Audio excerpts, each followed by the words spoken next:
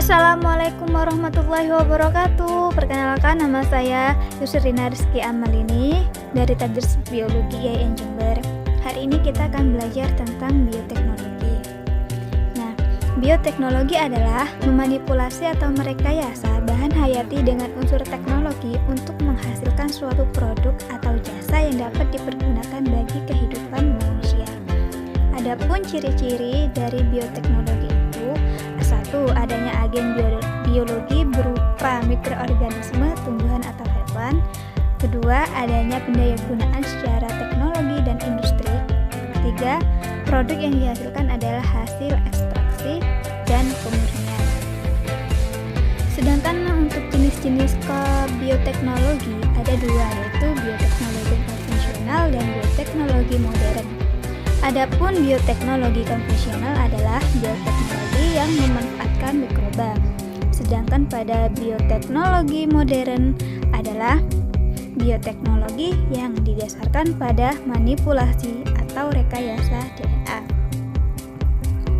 Penerapan bioteknologi konvensional adalah fermentasi yang digunakan untuk menghasilkan produk-produk berupa produk makanan, misalnya tempe, kecap, dan oncom. Wow, mudah sekali. Itu merupakan contoh-contoh dari bioteknologi konvensional.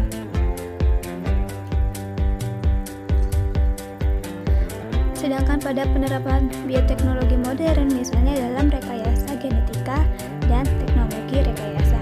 Rekayasa genetika adalah suatu proses pengubahan gen-gen dalam makhluk hidup. Sedangkan pada jenis-jenis teknologi reproduksi diantaranya inseminasi buatan, cloning, dan kultur jaringan tumbuhan.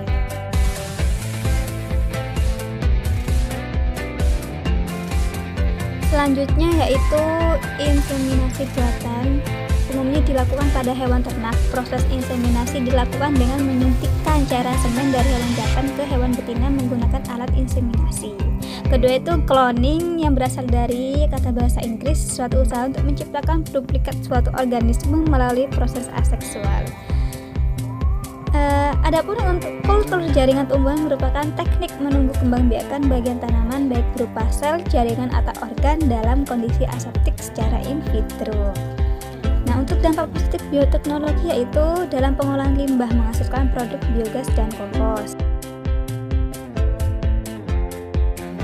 Bioteknologi di bidang kedokteran dapat menghasilkan obat-obatan, di antaranya vaksin, antibiotik, antibodi monoklonal, dan interferon.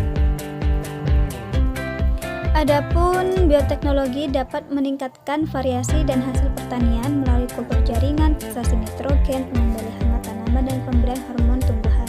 Sedangkan pada bioteknologi bidang industri dapat menghasilkan makanan dan minuman diantaranya seperti roti, nata de coco, yogurt, dan mentega. Selanjutnya yaitu jagung hasil rekayasa genetik dapat membunuh ulat yang tidak berbahaya. Ada rekayasa genetika dapat menghasilkan gulma-gulma super.